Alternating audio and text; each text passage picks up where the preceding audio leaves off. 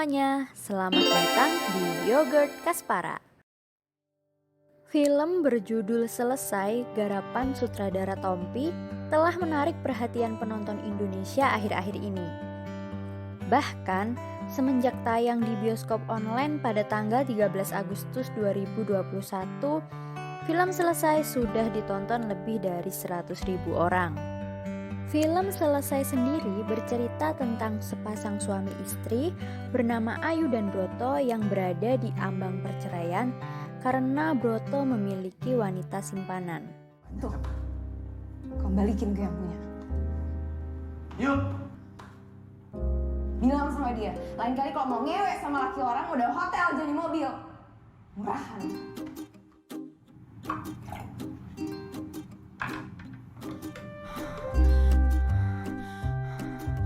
Terima kasih ya Dio, udah jadi istri yang baik buat Broto. Kali ini aku mau cerai. Kamu nih ngomong apa sih, Yuk? Pulang langsung marah-marah nuduh yang gak jelas. Apalagi sih alasan kamu tuh mau apa lagi? Ya makanya kalau suaminya cerita itu didengerin. Kamu kan tahu kerjaan aku apa. Sebelum kali juga kamu gak pernah masalah. Ini kan sampel kantor. Baca, Anya, cuma perek kos-kosan yang namanya celana damai biar gak ketukar sama perek lain. Cis.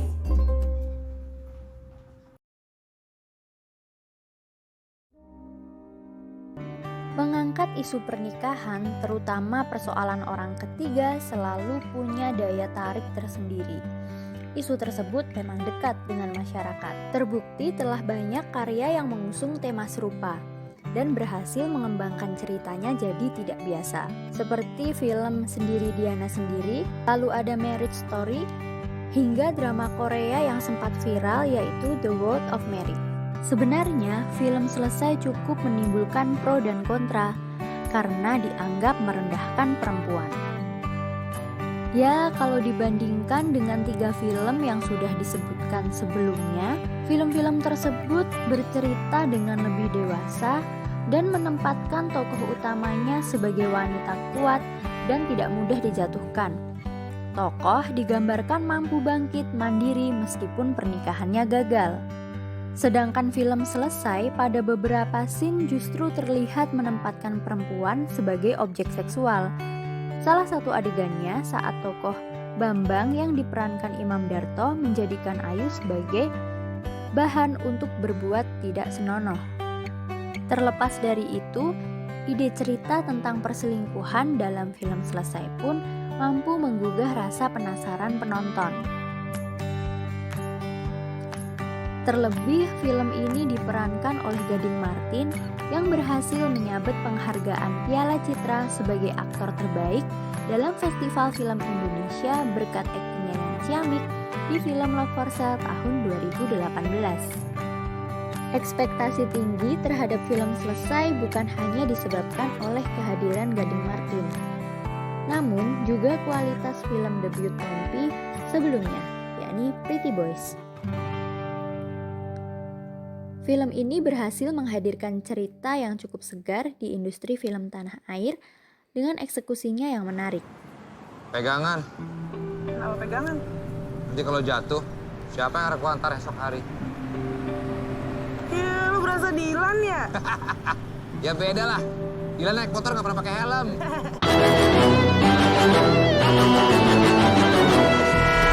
Ladies and gentlemen.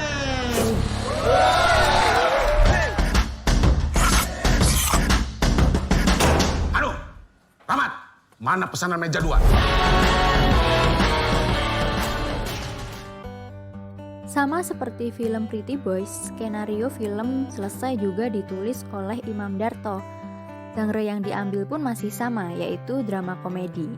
Kemampuan Imam Darto dalam menggarap skenario film Selesai patut diperhitungkan.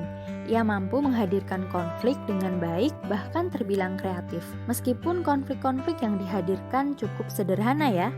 Untuk konflik yang diletakkan di bagian klimaks sendiri berhasil membuat tensi film naik dengan mulus, yaitu saat Broto mencurigai Ayu berselingkuh dengan orang terdekatnya. Kemudian hadirnya monolog tokoh Ayu sebagai narator di awal film seolah menyatakan bahwa film ini berfokus pada tokoh Ayu sebagai bintang utama. Dan memang seluruh naratif film ini seolah menggambarkan kegelisahan, kesukaran yang dialami oleh tokoh Ayu. Sayangnya nih, sebagai bintang utama, background tokoh Ayu masih kurang mendapat porsi. Mungkin hal ini disebabkan durasi subplotnya terlalu panjang, yaitu kisah percintaan Yani dan Bambang yang sebenarnya penting enggak penting. Harusnya subplot mereka bisa dibuat lebih padat lagi dan hanya dihadirkan jika itu benar-benar berpengaruh pada cerita utama.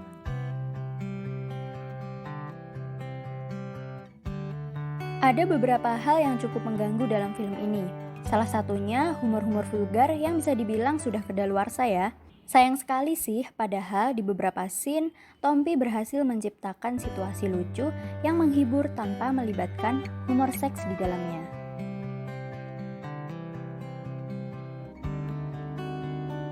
Masalah akting, Gading Martin lagi-lagi berhasil deliver karakternya dengan baik. Melalui gestur, ekspresi, dan juga gaya bicara, ia mampu menyampaikan tokoh Broto sebagai laki-laki tukang selingkuh dan manipulatif. Bersanding dengan aktor peraih Piala Citra tidak membuat akting Ariel Tatum terlihat jomplang. Ia mampu memerankan tokoh Ayu melalui akting realistisnya hingga berhasil menimbulkan simpati penonton pada karakternya. Di sini justru akting Anya Geraldine lah sebagai Anya yang kurang bisa mengimbangi lawan mainnya. Bisa jadi karena background karakternya yang kurang kuat. Sayang banget sih, tadinya aku pikir Anya Geraldine akan hadir sebagai sosok pelakor yang memiliki karisma tersendiri, seperti sosok Dakyong di The World of Merit atau Buyong di Sweet and Sour.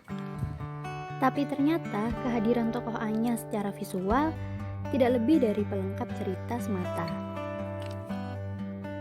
Memasukkan pandemi ke dalam situasi cerita menyebabkan setting tempat berkutat di rumah Ayu dan Broto saja. Penonton diajak mengelilingi ruang-ruang dalam rumah tersebut. Secara kasat mata tidak ada yang salah dengan artistik film selesai. Hanya saja terasa flat dan belum menunjukkan dimensinya. Bisa dibilang set tersebut tidak hidup. Terlihat seperti rumah untuk syuting saja, belum memberikan mood sebuah rumah yang sehari-hari ditempati. Beberapa lukisan perempuan terlihat terpajang di rumah Ayu dan Broto. Sepertinya ada maksud atau simbol tersendiri ya dari penempatan lukisan ini. Tapi apakah akan sampai pada penonton? Kayaknya sulit ya, karena kurang ditonjolkan atau ditreatment dengan baik.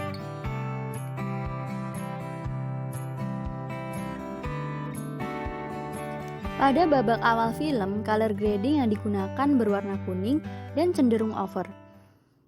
Bahkan terlihat seperti ada efek asap di sana. Kemudian mulai berkurang saat menuju babak 2 dan berubah drastis di scene-scene tertentu. Kalau memang Anya yang kamu cari, silahkan. Asal dia jangan sampai pernah sakitin perasaan ibu kamu. Seolah Tompi ingin menyesuaikan warna tersebut dengan mood adegan. Namun di beberapa scene, perbedaan warna yang ada cukup jomplang, sehingga agak sedikit mengganggu saat menonton. Untuk pengambilan gambarnya, di awal film menyajikan pergerakan kamera yang menarik. Namun makin ke belakang berubah jadi biasa saja sih.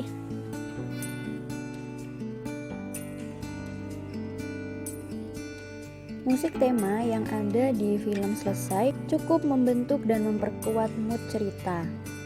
Di sini sangat menarik karena Tompi menempatkan musik tema yang sama untuk banyak adegan, namun memiliki tempo yang berbeda, yaitu tempo yang lebih cepat untuk adegan berkarakter komedi dan tempo yang lebih lambat untuk adegan berkarakter dramatis.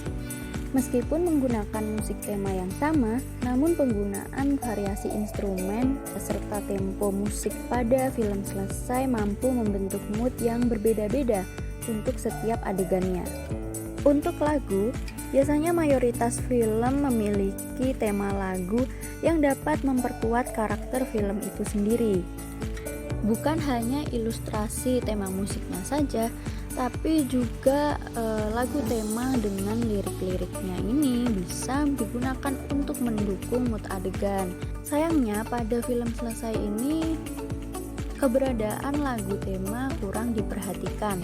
Munculnya lagu hanya dapat kita temui pada saat Broto video call dengan selingkuhannya Anya. Lagu tersebut cukup membantu mood adegan Broto dan kekasihnya ini ya yang sedang kasmaran, tapi kemunculannya hanya itu saja. Di akhir film yaitu di credit title memang sempat muncul lagu lagi, namun lagu ini hanya sekedar ada di akhir film dan tidak memiliki fungsi untuk membangun mood cerita atau mood adegan yang ada sepanjang film.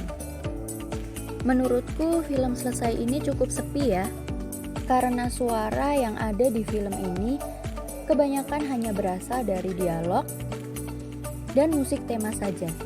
Efek suara yang ada di film ini kurang dimainkan sehingga atmosfer yang ada di film kurang terbentuk dengan baik. Apakah hal ini disebabkan karena filmmaker yang kurang memperhatikan aspek-aspek pada suara filmnya? Atau memang Tompi sengaja agar film ini terasa sepi dan menggambarkan tokoh Ayu yang merasa kesepian?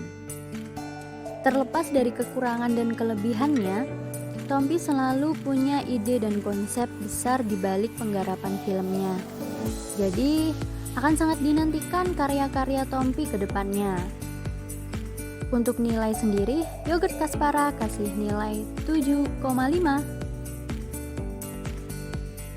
Terima kasih sudah nonton video ini. Jangan lupa subscribe, like, dan share ke teman-teman kalian. Jangan lupa juga nyalain loncengnya supaya gak ketinggalan dengan video-video dari Yogurt Kaspara selanjutnya. Bye semua.